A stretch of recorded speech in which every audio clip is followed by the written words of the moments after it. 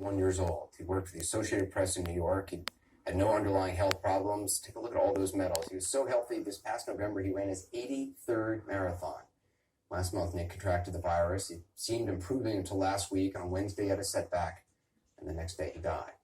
Joining me now is Nick's cousin, Risa Harms. Risa, I'm sorry for your loss. I know you've got a big family. I know you're a cousin, and I think there's like 6 or 7 cousins, but you all are like siblings to each other. You grew up that close to each other. What kind of guy was Nick?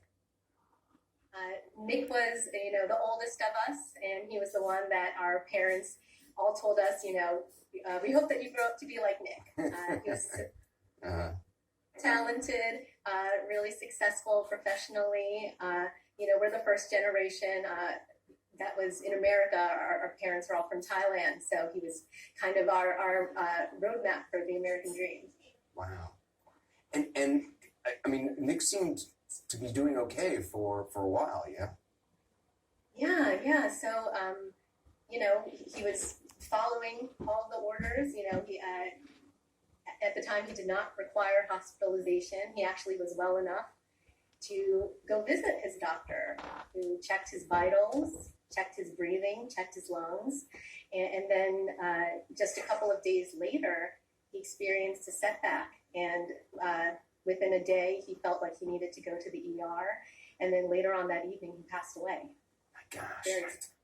Yeah. And I understand you got a tweet or a text message just saying that what did it say? He was telling us, I'm about to be, put on a ventilator, and, he's like, I'll be going to sleep for, who knows how long. I have a cable man coming, so if you could cancel that appointment. He was really prepared to, be in the hospital, but obviously, to come back. We felt lucky that he was even getting a ventilator from everything that we had heard. But he ended up not getting on it. He never made it. He never made it onto the ventilator. Right. Oh my gosh. The pictures, I mean, running 83 marathons, I mean, that's just incredible. What a life he led. I mean, 51. I used to think it was old when I was a kid. My dad died at 50. Now I'm 52, and I think 51's, pretty young. But I mean, what an incredible life he led. Absolutely. And, he came into running in his 30s.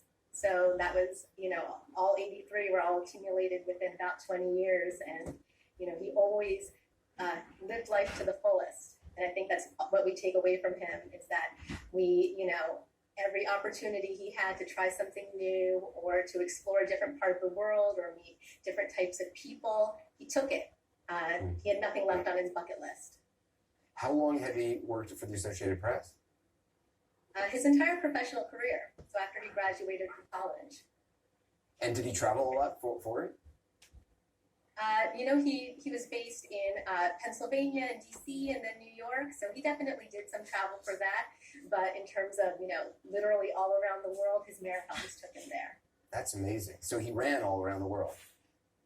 Yes, he hit all 7 continents. I mean, that's running like in Antarctica for him. I mean, that's incredible. He said that he took some pit stops to go check out the penguins. So it wasn't a great time. He wasn't running for time. But that was it. He didn't run for time. He ran.